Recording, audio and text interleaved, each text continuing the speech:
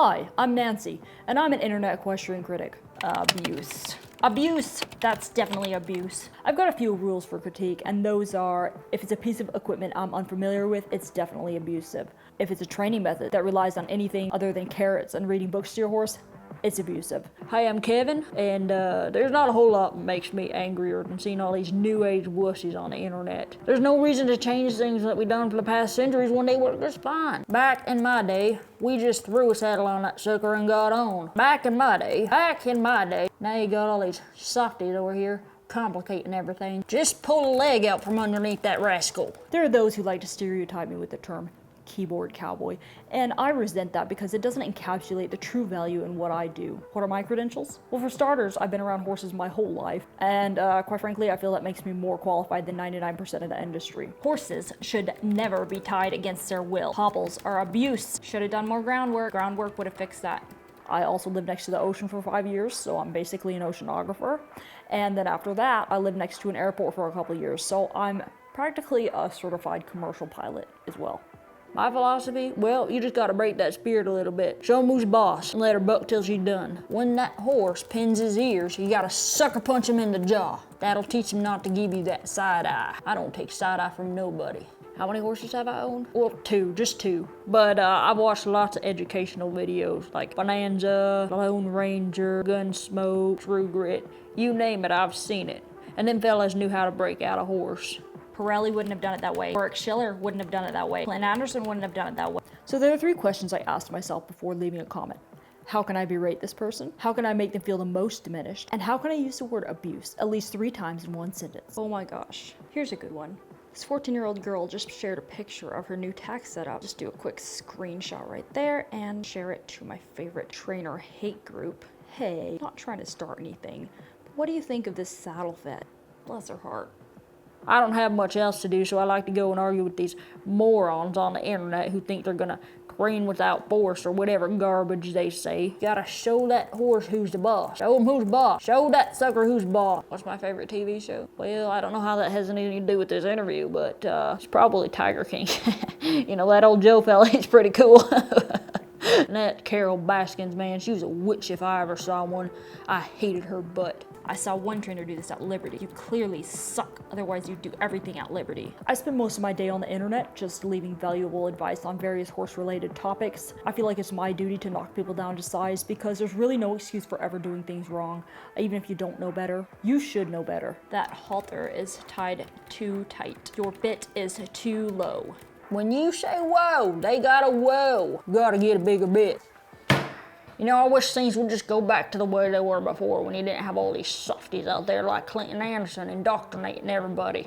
It's just such a shame what that old Joe fella had to go through, but you know, I guess all the good ones can't last. Some of them gotta go down. Now I go online and that's my favorite thing to say. Carol Baskin. You know, if I see someone who's just a total softie, I mean, not Carol Baskin, I hated her. There are just so many trainers out there that I need to correct, and I only have so much time in a day. You should never do that without a helmet. You know, I really wish there were 2 of me so we could be giving out even more unsolicited advice. That's technically not bridleless. Using a neck rope doesn't count. Unsubscribe. That'll hurt for sure. I don't know why some of them Grand Prix jumpers fall off at the jumps. Me and my trail horse jump over logs and stumps on the regular, and I've never fallen off like that. You should always get back on. I had a buddy once that got bucked off so high he come down and broke both his legs. I still made him get back on. That's the cowboy way. I think what makes me a really well-rounded person is the fact that I can criticize everyone from the bottom to the top. Oh my gosh, what in the Sam Hill does she think she's doing? Charlotte Dujardin. Your hands are in the wrong position, lady. I don't know what the world would do without me. I don't know why everyone's all impressed by these Casey Derry fella or Andre Fapani or whatever his name is. I mean, I've slid like that once on a horse. Of course, it was going down a hill in the mud. Couldn't get my Tennessee Walker to stop and we went through a barbed wire fence. But you know, still, it just ain't that hard. Anybody can do it. You have nothing better to do than to burden the horses. That horse's soul is broken. That horse's spirit is broken. He's only standing there completely relaxed because you abused him into internalizing all his fears. I heard a popular clinician say that once, and now I use it to criticize anyone whose horse isn't freaking out when dealing with new stimulus. Your horse is moving his feet while you're desensitizing him. You're clearly traumatizing him and should stop immediately. Huh? Oh no, I've never actually trained a horse, but if I did, I wouldn't make those mistakes. Let's watch some of this working equitation crap. Me and my trail horse can do all that on a loose rein. Rip his face off, that'd work. I wouldn't let that horse get away with nothing like that. I've got a bit that'll fix that. I got a bit that'll fix anything. It's barbed wire run around a chainsaw blade with some razor wire and a 5-inch port on it. That'll get anything stopped. 2 a.m. again. Time flies when you criticize, am I right? Not wearing a helmet should be illegal. I've never actually cowboyed really, but I've watched a lot of cowboy movies, and I can tell you'd never catch John Wayne or Clint Eastwood wearing no wussy helmet. Bottom line is, if you wear a helmet, it just shows you can't ride. Hitting your head on the ground a couple times at 30 miles an hour never hurt anybody. Shoot, it's happened to me more than once, and I turned out just fine. If you don't believe in wearing a helmet, I hope you die. It'll teach you a lesson. I had an uncle once that had a crazy mean SOB that just wouldn't get broke. One day that thing come charging him and he popped it over the head with a 2x4. Kablam! The thing went down cold. Thought it was dead. When it come up, he was a saint. I say, why change it if it works, you know? Clinton Anderson? You mean the devil?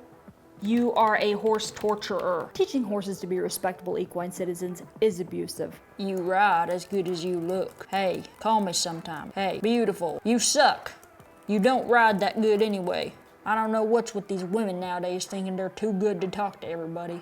This lady replied and she said, "Shut up, you ugly old codger."